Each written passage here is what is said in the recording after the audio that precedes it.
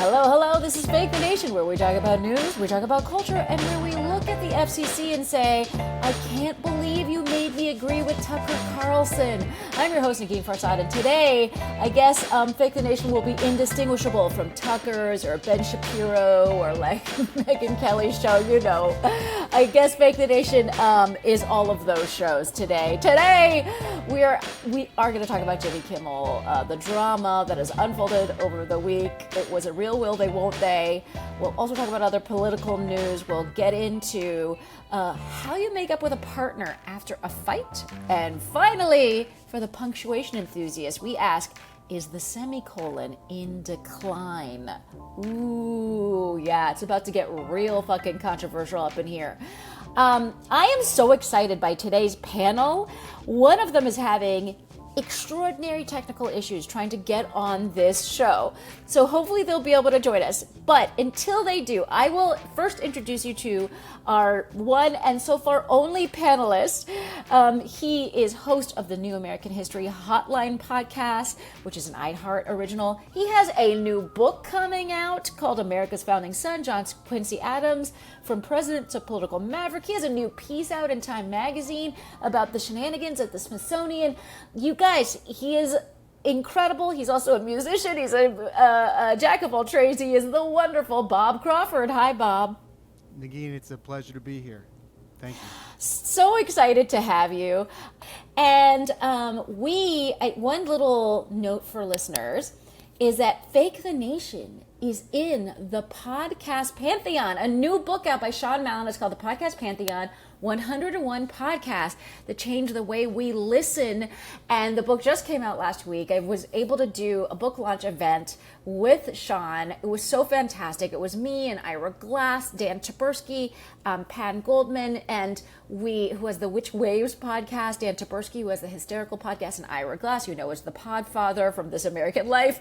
It was such a fantastic event, and I cannot believe I am in the same pantheon as these other podcasters, and so I really think you should check out this book. It's first of all, it's just like a beautiful object, and it's just honestly riveting, and you're just going to discover new pods, and it's just great to read about the pods that you already know. And anyways, I'm so excited to be in this book.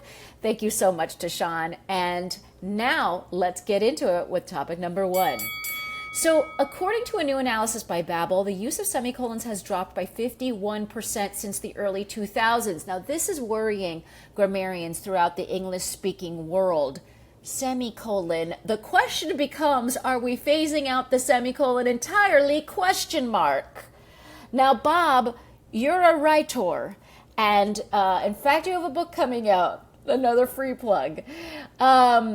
What's your thought on whether or not, has the semicolon declined for you personally? I love reading it. Well, I read a lot of history about 19th century American politics, so I've come across a semicolon or two in my time. Yeah. Like a lot. I'd say, many. Yeah. Probably more than the average person. Do I accurately know how to wield a semicolon? That's the question that everyone asks themselves. Is it in my tool belt? I kind of I am 54 years old. I was never a great student. I've come about this writing thing slowly over the past decade or two by trial and error. So I've used a few semicolons. Have I used them appropriately? Mm-hmm. I don't know. I know it's a longer pause. Mm-hmm. Right? And it's also gives you the opportunity to list things. Yes. So I personally like this. I like the way it looks. I like the feel of it, the vibe when I'm reading with it. But again, I'm a 54-year-old man. I'm on the other side of that generation gap at this point, I feel like, in my own life, because I have 14-year-old son and 16-year-old daughter. So there's definitely a lot of things that I'm just not hip to anymore.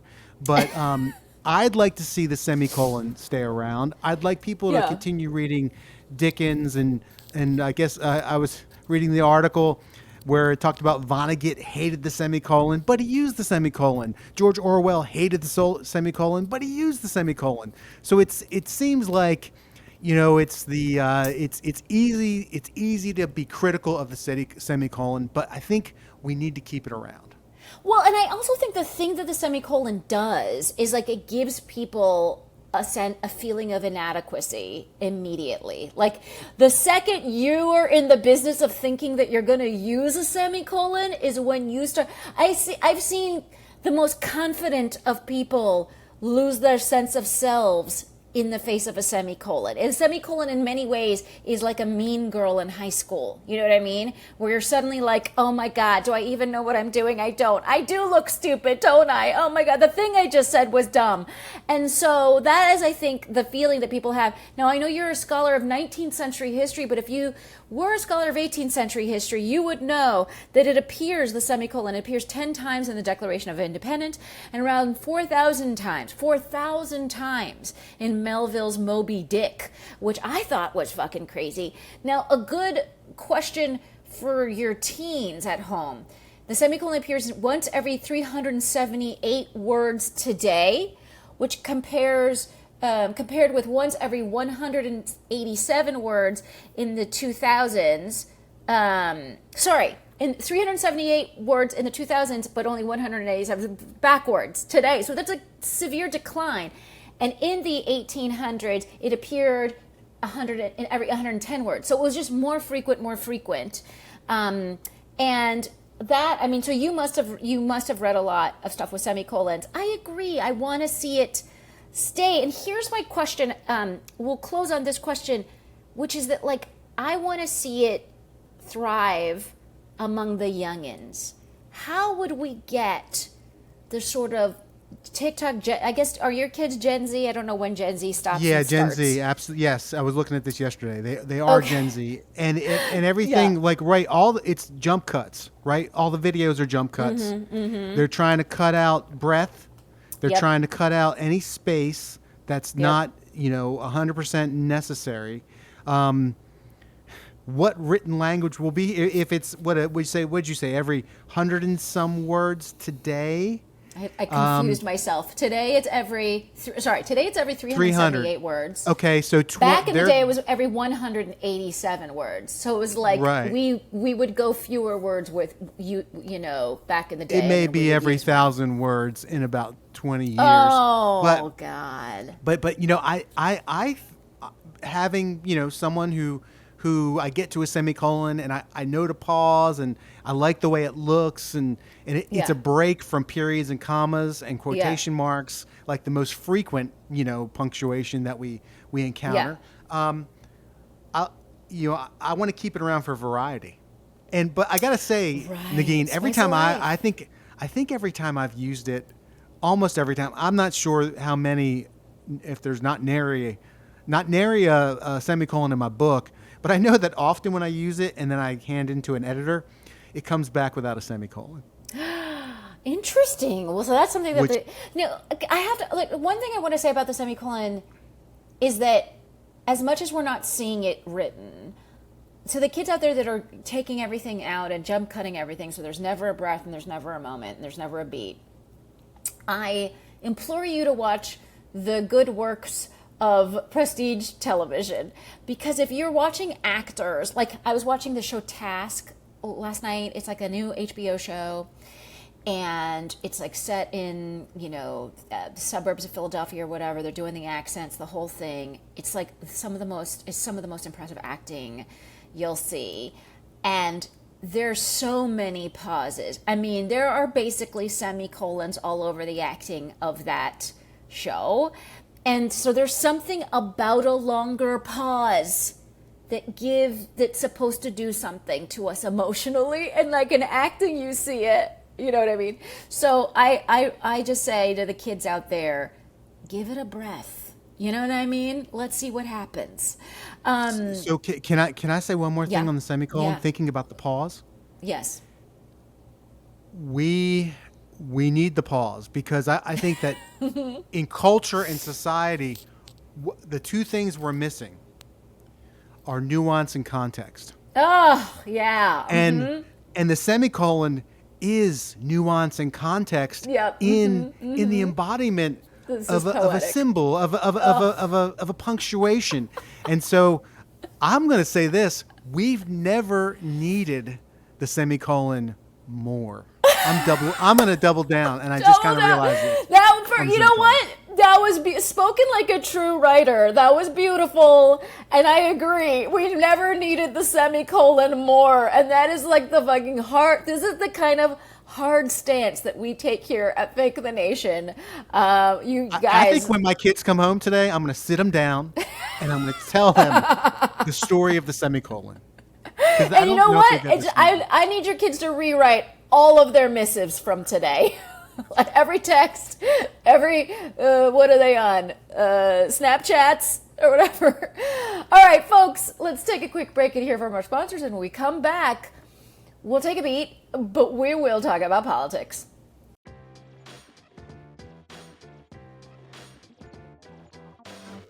This episode of Fake the Nation is brought to you by Schedule 35, our trusted partner for all things microdosing. Now, you guys know that I have done psilocybin. I went on a retreat. I wrote about it for our magazine. You can read all of my adventures in psilocybin for therapy.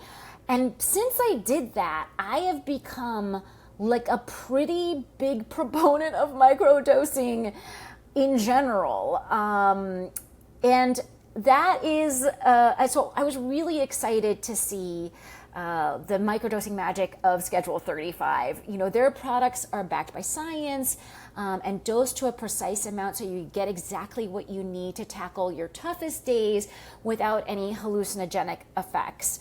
Its mission is to destigmatize and educate on the science and real-world benefits of psilocybin and make it accessible for everyone. And honestly, like, since I've had, you know, such intense psilocybin experiences therapeutically that were science-backed, based on data from like universities and, you know, with therapists and nurses around, I, you know, comfortably came into this world and now am able to like talk about how great microdosing is.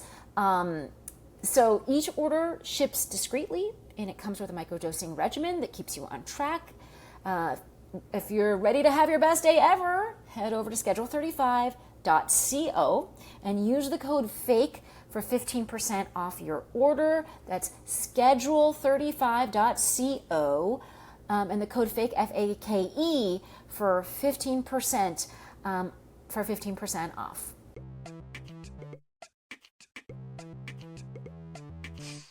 Okay, and we are back and we're ready for topic number 2. All right, so Jimmy Kimmel, we're doing politics. Jimmy Kimmel was suspended last week after Brendan Carr of the FCC took offense to a joke and threatened ABC and affiliate stations with action. So the affiliate stations and ABC decided to drop the show. Then the nation went crazy. Even the right was divided with people like Tucker Carlson and Ted Cruz on the side of free speech. And then a bunch of people in MAGA on not the side of free speech. Then Jimmy was returned to the airwaves last night, where he gave his first monologue. Coming back, Sinclair, an owner of many affiliate stations, actually decided not to air the return. So I think that's about 20% of households did not get to see it on broadcast television.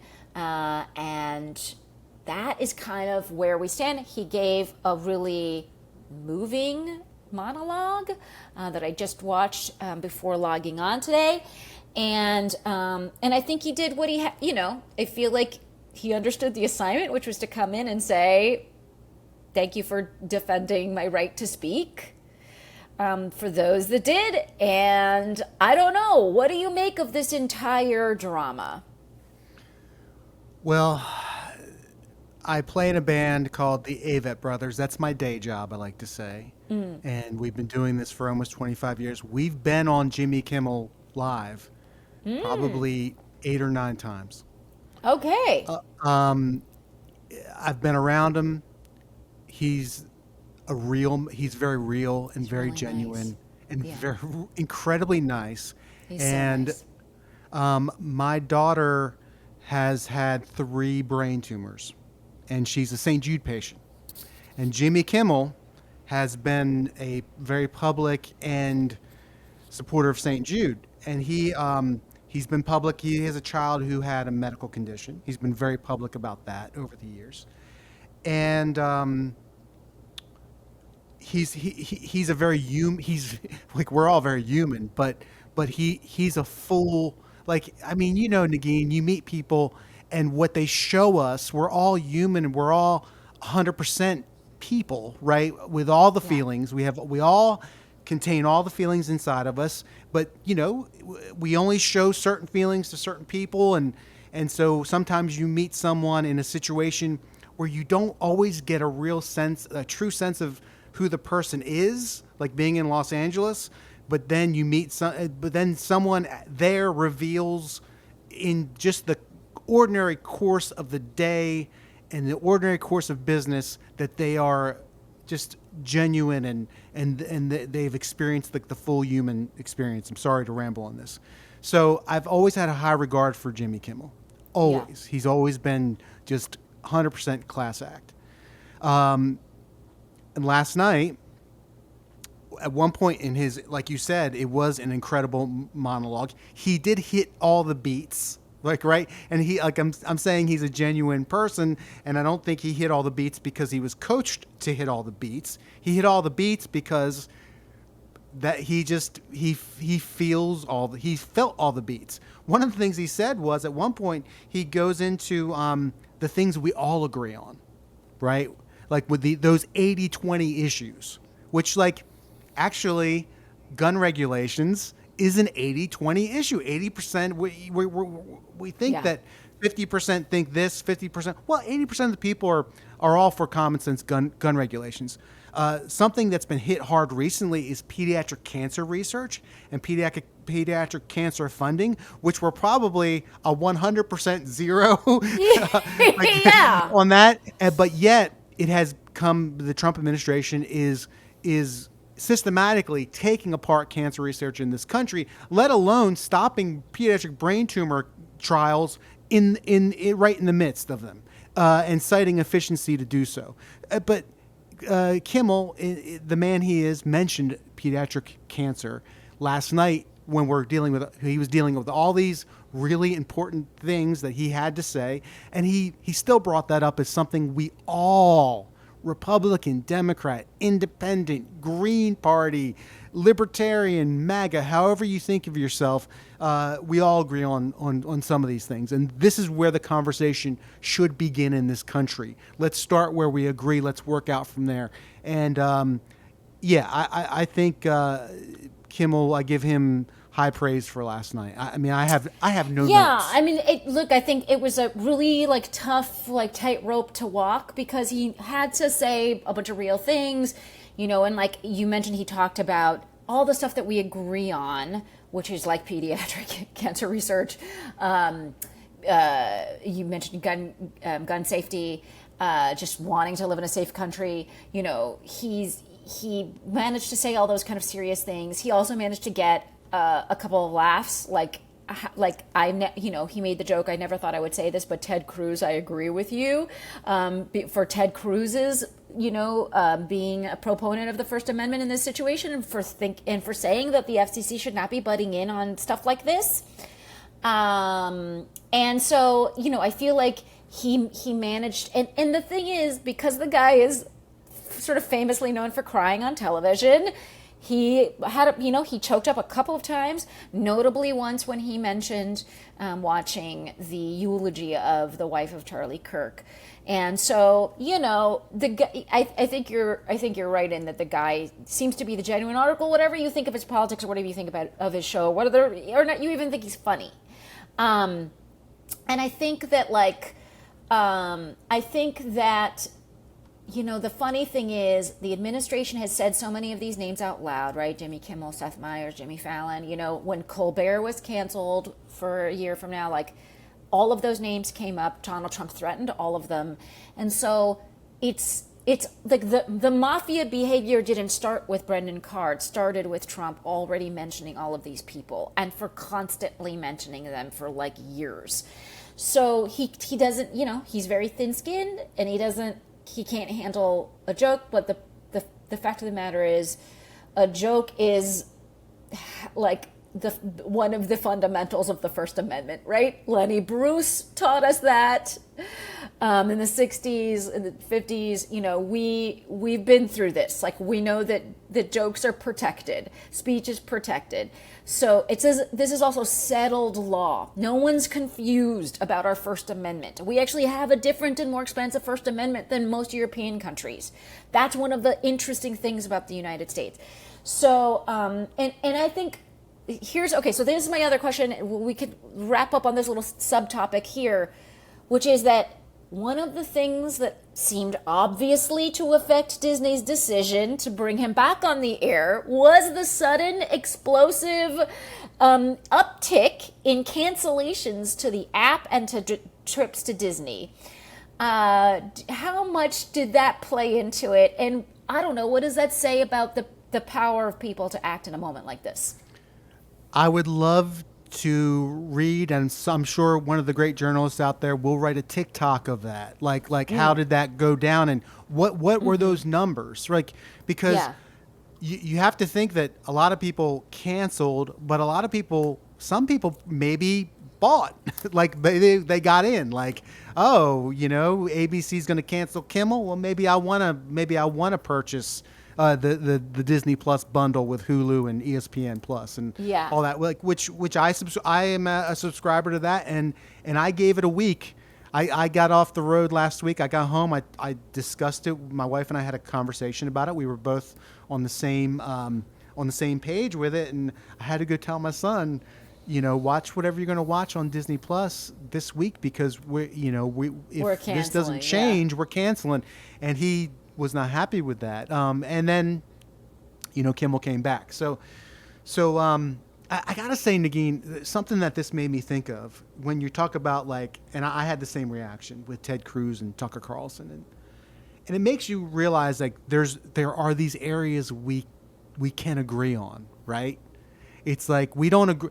I'm sure if you and I sat here and we tick through a bunch of issues and where we stand on them, you and I would have areas of incredible agreement. We'd probably have areas of disagreement. Yeah. That's because we're people. We're human beings, right? So there used to be something in this country known as a liberal Republican, and they lived in the Northeast and in New England. And you had a Southern Democrat, right, or a conservative Democrat. And they were in the South, the Southeast. And I think that being able to be a part of a political party where you, the legislative branch, and I don't want to go down the rabbit hole, but the legislative branch is in the Constitution, it's Article 1. The executive branch is in Article 2. The legislative branch, Congress used to be, hold their power jealously. And that made room for having a liberal Republican or a conservative Democrat, because the power was in Congress, and the fight, there were divisions, and there are divisions within the parties, but there were broader divisions within coalitions. And so I think one of the great tragedies of this period we're living in, and maybe going back to the 1990s, is the loss of that, of having these broad coalitions and parties, having people who are complex serve.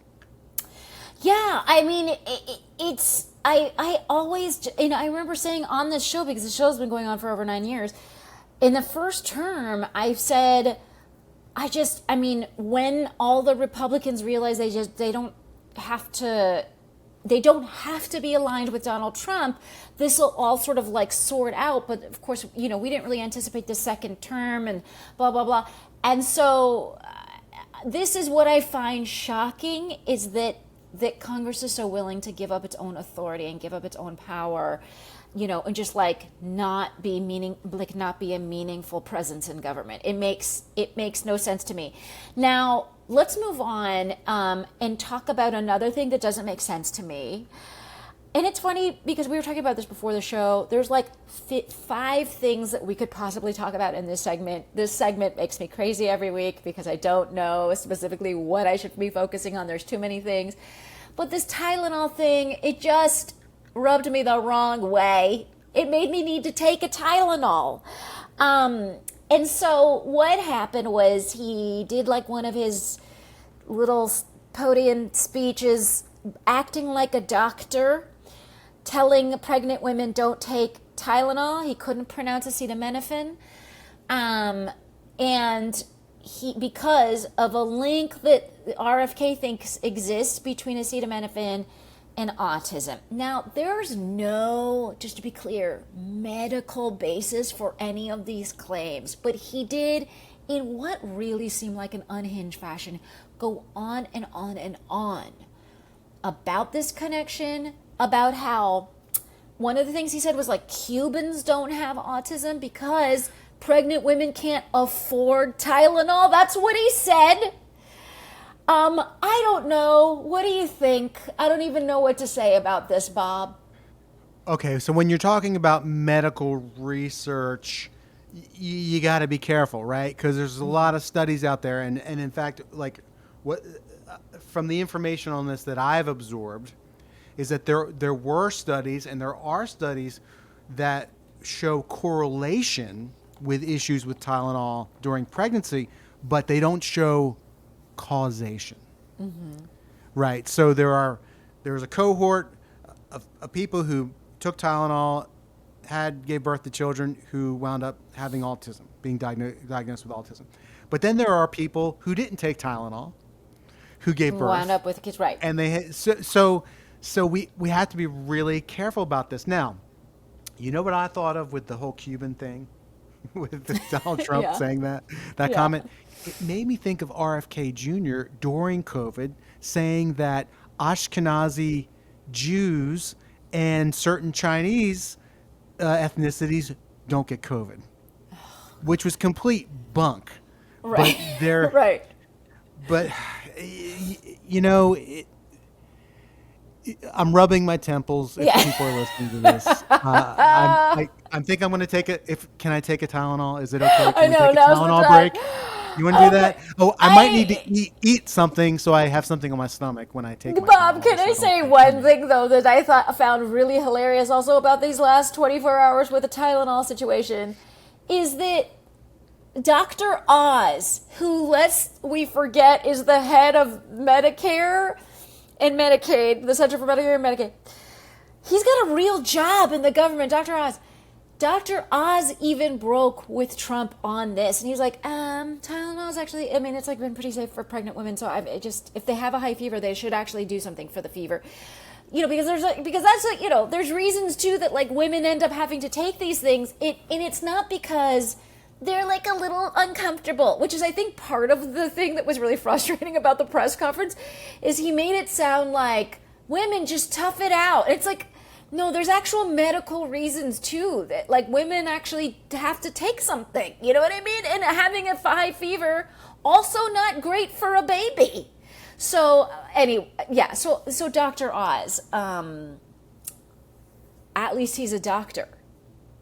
Yeah, and he probably knows better, and there's probably, like, I imagine if there's any soul left in his body, it hurt to be standing there, and you Yeah. have to wonder like how good these people, some of these people in this that serve in this administration. Just we talked about Congress a minute ago. It's like, you know, there are some people who just, I mean, even if you love Donald Trump, if you love him, you know that he just talks like, I know people.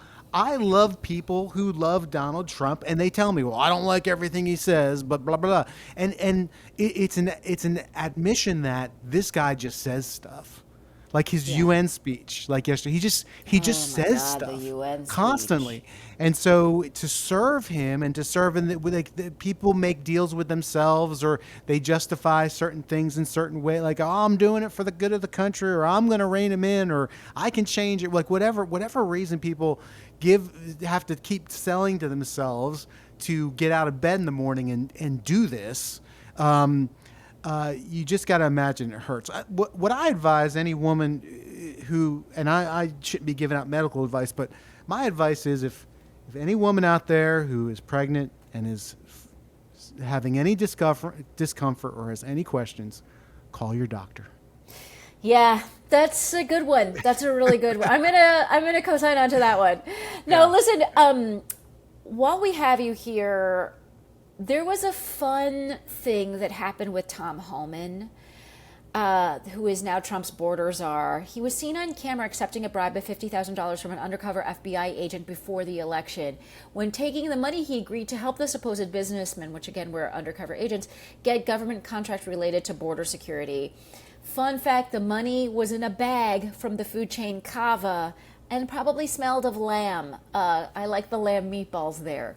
Now, I guess, I don't know. So this just kind of came out this week. Are you... Some people on the right are like, and in fact, I saw a clip of Megyn Kelly just being like, we're over it, who cares? And I'm like, it is weird though, no? $50,000 in a paper bag? I don't know. What do you think? Well, Megyn Kelly's over it because it's her team, and she doesn't want to cause any heartache for anyone in the administration or anyone on that side of the aisle, which is sad, because again, there should be things that we all agree on, and Yeah. taking bribes. And if there was, hey, if there was evidence, and if I could just say, I'm pro Kava, by the way. I just started going there recently, and it's great. It's a great set. But Tom Homan doesn't strike me. I could be wrong about this. He doesn't strike me as the Kava type. No, So that honestly, right there, that was actually the most shocking part of the that's whole the red thing. flag. That is the red flag. If You they were have like, these are not businessmen Hey. that you would take bribes from. They eat at Kava. What are you doing business with them? hey, this guy took a bribe allegedly from, and the bag was two guys. It was like two guys or five guys, five guys burger and fries. Five guys. Right, five guys. And I'd be like, yeah, I think maybe he just went and got lunch at Five Guys. I don't know what was in that bag, but if you say Homan allegedly took a bribe and it was in a Kava bag, I'm like, I don't know if this guy's going to Kava. But we should all. Are we surprised that there's corruption in the Trump administration? First of all, like the first thing they did was they got rid of all the inspector generals. They got rid of all the watchdogs. All the whistleblowers have been silenced. So yeah, there's corruption. There's gambling at Rick's Casino. Yeah, of course there is. And also, like, it's one thing. I understand that there may not actually be a reason to prosecute him, right? Because he wasn't an elected official and whatever, right? So there might be technical reasons why this is actually not a prosecutable offense, and I'm completely fine with that. If it doesn't meet the legal bar. I will say though, it might mean, knowing that this exists, that you wouldn't appoint him into your administration is just the wild position I'm going to take. Okay, so that's the fun facts about Tom Homan.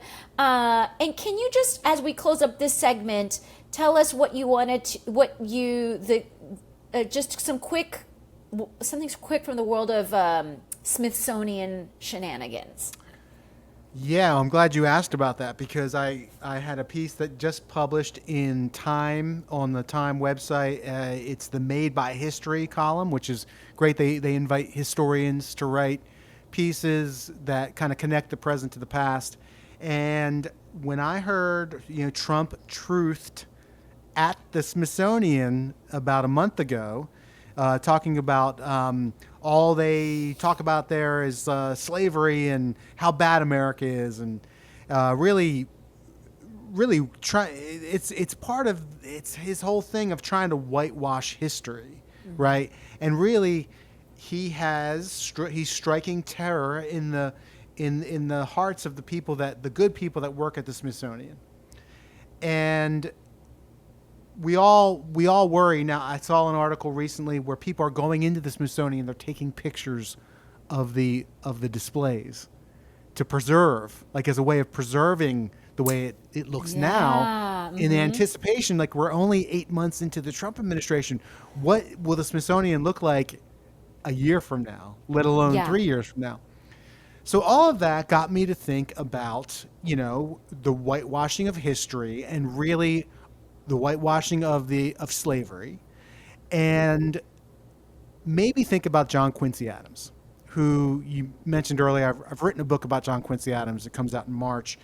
And he is relevant because he was a failed, and believe me, I'm connecting the dots here with the Smithsonian.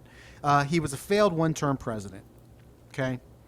And after his administration, he has a son who commits suicide. Jesus. Months later, he gets elected to Congress. And he's the only former president who serves in Congress after his presidency. And I want to say, for the historians who want to pull this out on me here, Andrew Johnson was elected to the Senate after his presidency, after he was impeached, but he died 5 months later. I'm not even sure if he ever took his seat in the Senate. Well, Adams serves in Congress for 17 years. When he dies, he literally has a stroke on the floor of Congress. Jesus, that's how he died? That's how he died. But he is the ultimate public servant.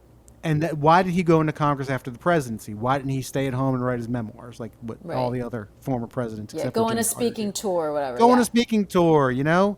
Well, it's because he was the son of John and Abigail Adams, like the greatest of our founding couples, right? And so he served he was appointed to his first diplomatic post under George Washington. He serves as a diplomat under his father's administration. James Madison appoints him our first minister to Russia.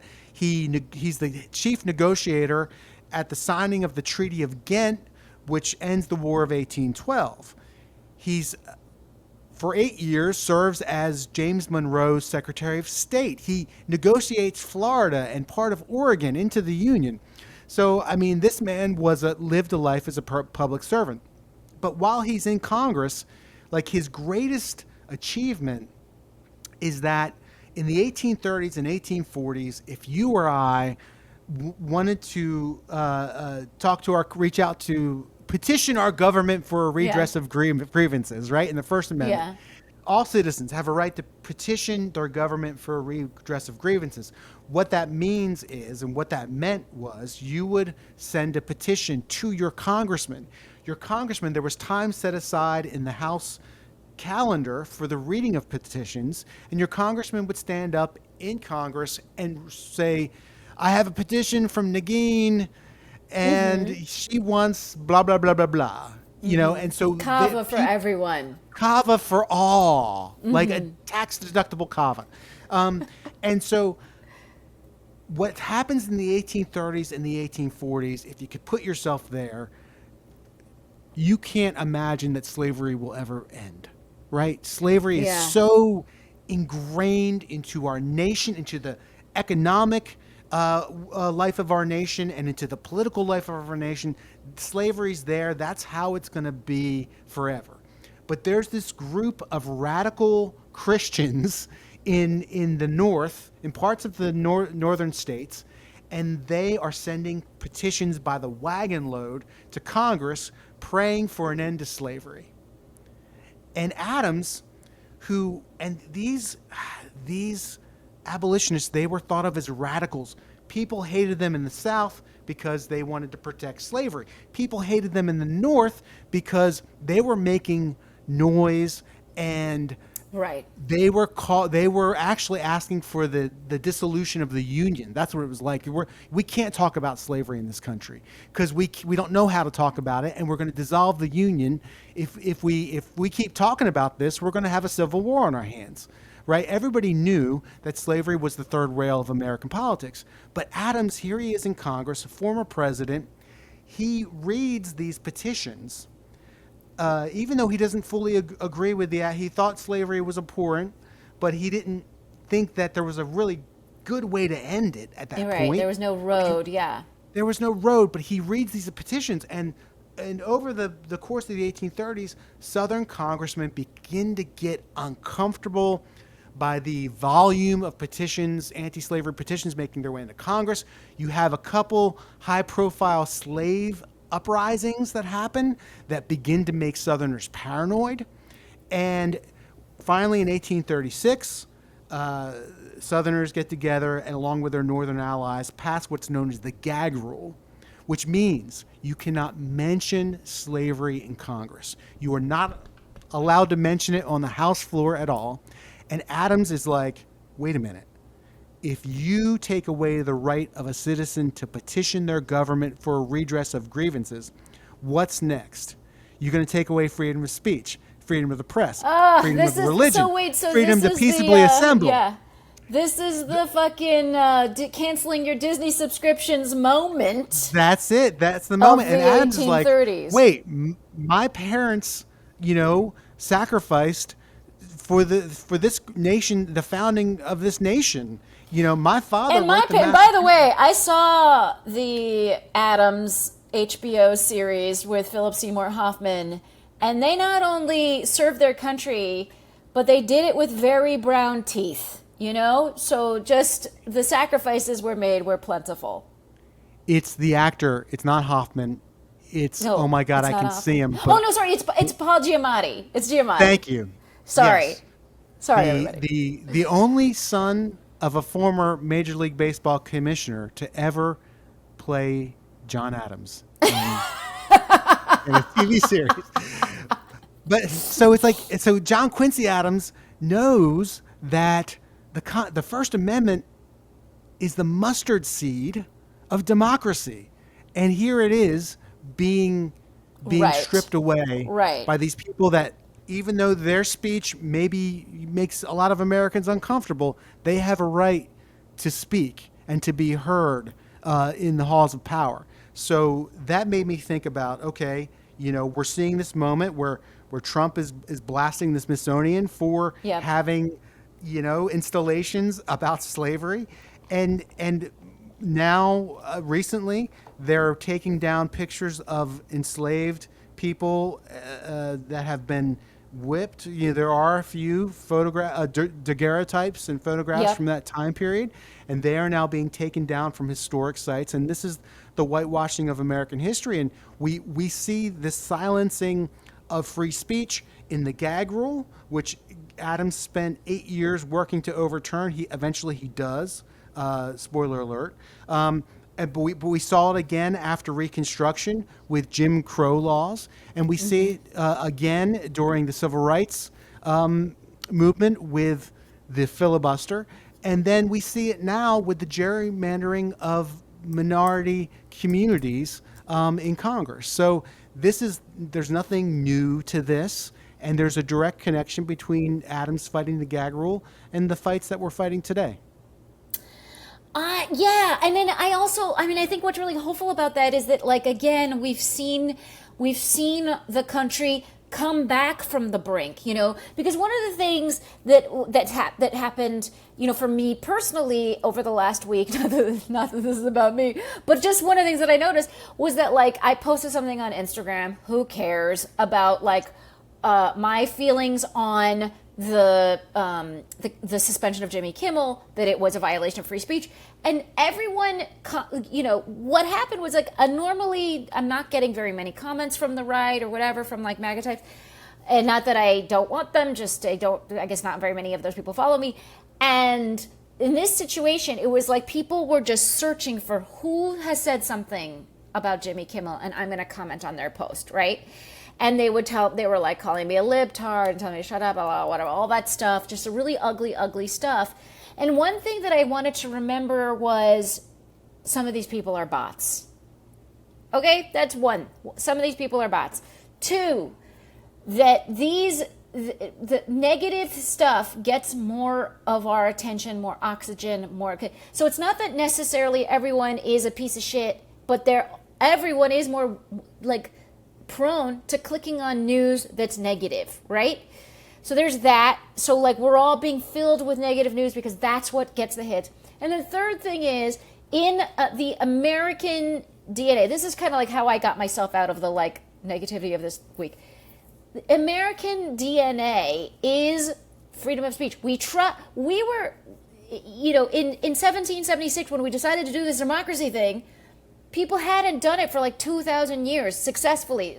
Before that, it was the Athenians, right? So for 2,000 years, representative democracy was just like not taken off until town halls in New England gave birth to this representative democracy and the revolution and the whole, we know the story.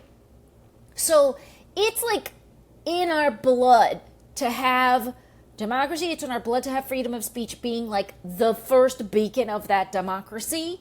And so I think it's really hard to take it away from Americans. So I love hearing these historical stories because it's sort of a reminder of like, this is what has happened in the past and this is how we've triumphed over it. And so many times it's because freedom of speech has been like the hot to trot amendment. And freedom of speech is having a moment. It's trending right now, guys. So hot. Okay, folks, that's the end of the show. We ran out of time because Bob is so knowledgeable, and I couldn't help but ask him more questions about the things that he knows so much about. We have an expert in our midst. And so, Bob, I would love for the people of Faith the Nation to be able to follow you and all the wonderful things that you do. Can you tell us where they do that? Well, tune into American History Hotline. That is an iHeart original podcast. It drops every Wednesday wherever you get your podcasts, as people all say. You can... Please, if you had fun today, and I had fun with you, Negin. This has been a blast. Oh my God, me Thank too. you so much for inviting me. But America's founding son, John Quincy Adams, from president to political maverick. If anything I just said about John Quincy Adams struck you as interesting and you want to know more, go on any of those book-selling sites and pre-order my book. It comes out in March. Be grateful for that. And then I also do a show called The Roads Now. And that's with my good friend, Dr. Ben Sawyer, and it's a longer form history program. And that is new episodes drop as a podcast on Mondays. Folks, so much Bob in your life. And I want to point out actually before the... in moderation, people. Before the show, I actually said to Bob, it's weird that you're on because just in the last week I've been thinking I really need to pick up a book about American history just to refreshen my, my knowledge base. But I want it to be fun. And he described his new book as, when he pitched it, it's like a beach read but about history. And that's all I want in life is a beach read but about history. 289 pages. It's nothing. I mean, yes, it's nothing. And there's and then if you want the notes, that's like another 50 pages in the back. If you want to check it, if you want further reading, you can look in the back at the notes section, which is about another 50 pages.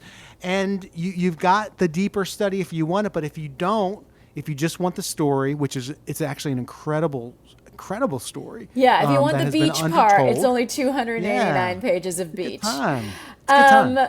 Folks, buy the book. And then as for me, I'm in Chicago this week, Thursday. This episode drops on a Thursday. And if you happen to hear this before and you want to come see a live Wait, Don't Tell Me taping, you could come see me in that. Also next week, where I would really, really love for you to come out to Chicago and watch a live Wait, Don't Tell Me hearing. I will also be in Chicago next Thursday. So come out to a live taping. But also, if you're not in Chicago, you could check out my episode on Have I Got News for You that's on HBOMax. It's Have I Got News for You. It's hosted by Roy Wood Jr. We talked all about Jimmy Kimmel plus a billion other things. Roy Wood Jr., Amber Ruffin, Michael Ian Black, all have been on Fake the Nation. They're all so delightful. They're so funny. And the political guest on the show was Adam Kinzinger. It was a really great episode, and you can check that out. It's a CNN show that you can also check out on HBO Max. So please do that. And otherwise, I want to thank everyone who makes the show a possibility. That's our wonderful producer, Rob Heath. Thanks to Gaby for our theme music. You can email us at fakethenationpodcast@gmail.com. And don't forget to support the show, because we do need to support independent media, because oh my God, this isn't over, but we'll keep tabs on it. So you can support the show at patreon.com/Negin Farsad. And otherwise, we'll be back in your earballs next week.